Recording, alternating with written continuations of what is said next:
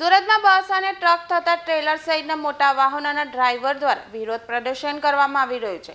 કેન્દ્ર સરકાર દ્વારા કાયદામાં કરવામાં આવેલા ફેરફારને લઈને વિરોધ કરવામાં આવી રહ્યા છે। નવા કાયદા પ્રમાણે અકસ્માત બાદ ડ્રાઈવરને 10 વર્ષની સજા, લાયસન્સ રદ કરવા સહિતની જોગવાઈ કરવામાં આવી છે।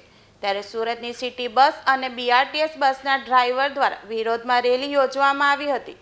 બીજી તરફ હાઈવે પર ટ્રક અને ટ્રેલરના ડ્રાઈવરે ચક્કાજામ કર્યો હતો। તમામ બીઆરટીએસ અને સિટી બસ ડેપોમાં પાર્ક કરાઈ છે। અંદાજે 1000થી વધુ બસ ઓફ-રોડ થઈ ગઈ છે। 3 દિવસમાં કરોડો રૂપિયાનું નુકસાન પાલિકાને થવાનો અંદાજ સેવામાં આવી રહ્યો છે। ત્યારે આજે બસના ડ્રાઈવરોએ રેલી યોજીને કહ્યું કે અકસ્માત કોઈ એકની ભૂલના કારણે થતા નથી। ત્યારે અકસ્માતમાં માત્ર મોટા વાહનોના ડ્રાઈવરોને જ સજા કરવી એ યોગ્ય નથી, જેથી અમે વિરોધ કરવા ઉતર્યા છે। હજીરા વિસ્તારમાં પણ નેશનલ હાઈવે ઉપર ટ્રક અને ટ્રેલરના ડ્રાઈવરો હડતાલ ઉપર ઉતર્યા હતા।